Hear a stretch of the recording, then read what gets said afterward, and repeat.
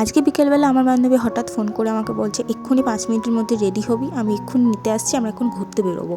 আর আমি তো একটা দারুণ ঘুম দেওয়ার তালে ছিলাম। যদিও বা বিকেলে আমাদের ঘুরতে বেরোনোর প্ল্যান ছিলই, বাট এত তাড়াতাড়ি যে আবার প্ল্যান চেঞ্জ হয়ে যাবে সেটা আমি বুঝতেই পারিনি। তারপর তাড়াতাড়ি করে রেডি হই এবং ও আমাকে নিতে চলে আসে। যদিও ও আমাকে 5 মিনিটের একটু বেশিই টাইম দিয়েছিল রেডি হতে।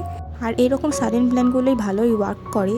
তো আজকে প্রথমে আমরা বেরিয়েছিলাম পড়তে বিল যাওয়ার উদ্দেশ্যে। আর যেখানে ওয়েদারটা প্রচণ্ডই গুমোট ছিল, এক ফোঁটা হাওয়া ছিল না। তো বেশিক্ষণ না দাঁড়িয়ে তারপরে আমরা চলে যাই আরেকটা জায়গাতে। গিয়েছিলাম বাজার কলকাতাতে, ওরা কিছু কেনাকাটা করবে। আর যেহেতু ওদেরও আজকে আমার সাথে আমার বাড়িতে যাওয়ার কথা ছিল, তো একসাথেই আমরা বাড়ির উদ্দেশ্যে আসছিলাম। এবং আসার পথে একটা মেলা পড়েছিল, সেই মেলাতেই আমরা ঢুকেছিলাম। এখানে চণ্ডী পুজোর মেলা হয় জামাই ষষ্ঠীর দিন থেকে। আর মেলাটা ছিল প্রচণ্ডই ফাঁকা, যেহেতু আজকে প্রথম দিন। তো তারপর আমরা মেলা থেকে বেরিয়ে যাই এবং ওরা আমার সাথে আমার বাড়িতে আসে। আর ওরা আমাকে একটা কুর্তি গিফট করেছিল, যেটা খুবই পছন্দ হয়েছিল আমার। আর তার থেকেও যেটা বেশি পছন্দ হয়েছিল, ওরা দীঘা থেকে একটা চুলের কাঁটা এনে দিয়েছে আমাকে। আর যাদের লম্বা চুল তাদের তো চুলের কাঁটা কী যে ভীষণ প্রিয় একটা জিনিস। আর এই টাইপের কাঁটা তো আমার কাছে ছিলই না, তো আমার দারুণ পছন্দ হয়েছে।